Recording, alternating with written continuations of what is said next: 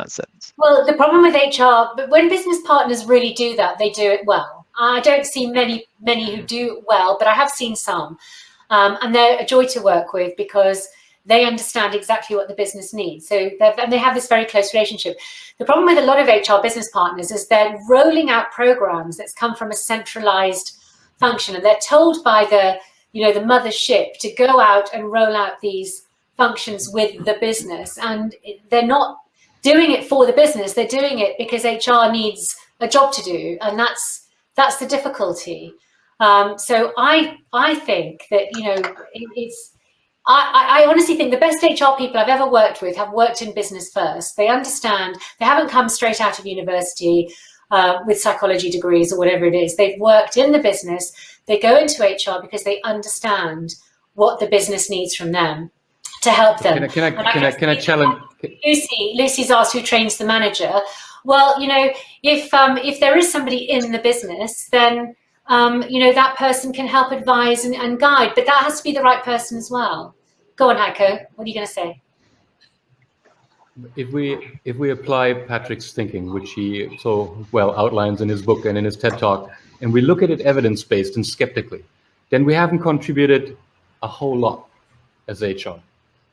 All the approaches to negate or to enable the problems that you talked about, which is we can't predict far into the future and we don't deal well with uncertainty, and then you have methods like Agile coming up, which basically try to cut things into smaller pieces, which are more near term, so you can more grasp with a changing environment. They don't come from us. They don't come from HR. They come out of the business. They come from the people who own the problem. All right. We haven't even. I'm not a fan of holacracy, but at least it's an approach. It doesn't come from HR either. We don't even come with a scenario, and that's why Sarah here in the comments says this is why HR needs a place on the board so it can influence and bring change. And I think it's the opposite way. We need to bring answers to the table, so they invite us to be at the table and say, stay here, you provide value. But we don't. Evidence-based, we don't provide any frameworks that address exactly that beyond talking fluffy terms. Or offer different perspectives, or get people to think differently. It's about challenging thinking. Agility needs an adaptability of thought and a speed of thought and the ability to see things from different perspectives. But also a framework. Yes, if you like, a framework. But we need to help people see the world through different lenses. And then you get this lovely agile brain working, and you can then adapt more quickly. But but just following one path is not good for us anyway. We end up with very strong synapses in one area, but we lose others along the way. So our brain shrinks.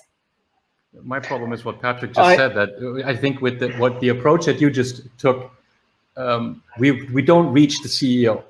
Like, think from a different perspective, look through a different lens. They go, what do you want from me, right? We need to be the ones who say, if you think from a different perspective, in this framework, we can provide you this value in this 3P or whatever model we have, but we don't have the courage to go and make our case. Mm-hmm. Well, yeah. I'm not sure everyone would necessarily agree with that. I've spoken to a lot of HR leaders that have very much done that. I've spoken to a lot of HR leaders, CHROs, where CEOs are very much leaning on them, and very much leaning on them in this time in terms of how they're going to, really move forward. But we're hearing too little of them. Of the positive examples, we hear too little. Can I go in there? Yeah, I think, in my view, you still need a knowledge center. Absolutely, and that knowledge center should be run by good psychologists, and that word "good" is also very important, because there's a lot of crap in psychology. Let's face it.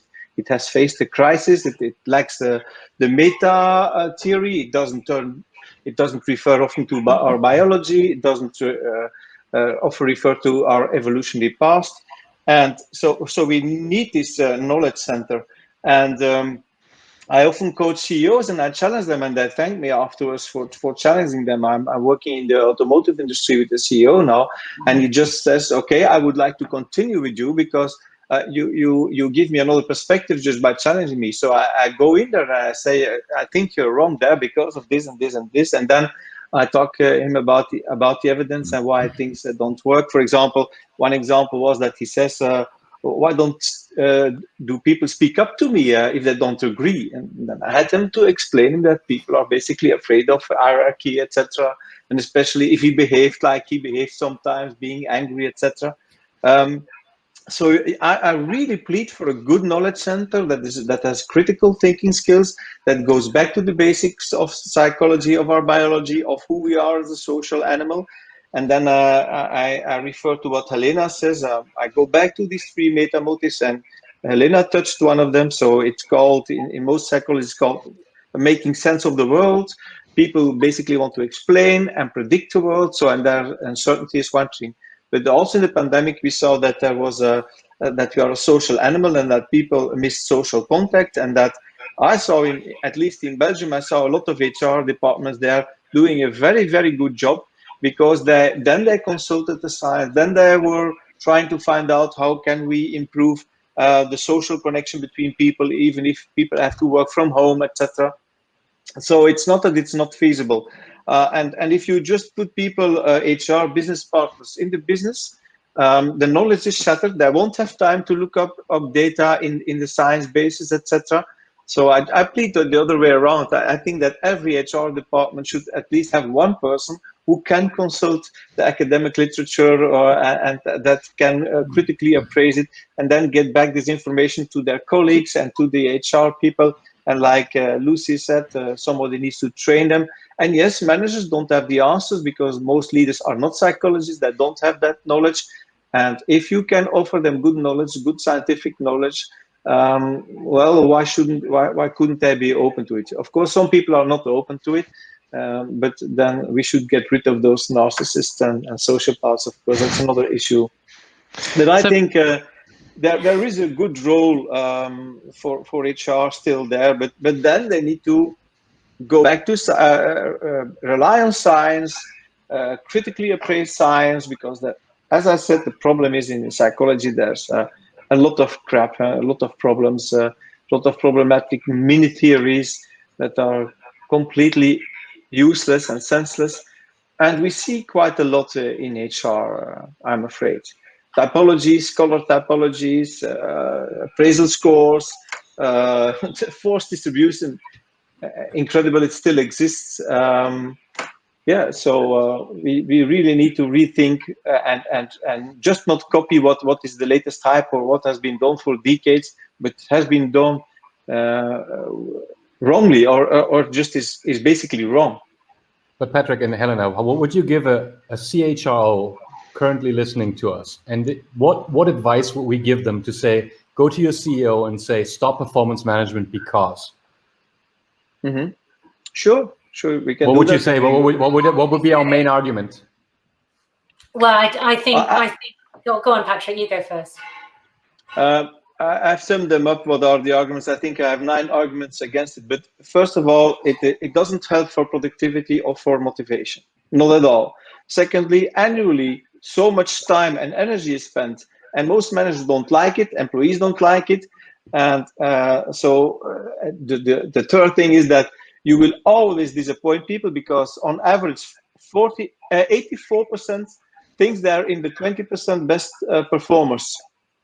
That's, of course, a huge problem, and that can't work. So basically, it's totally wrong that they try to mix up lots of things, legal things, keeping a dossier on people who don't work very well.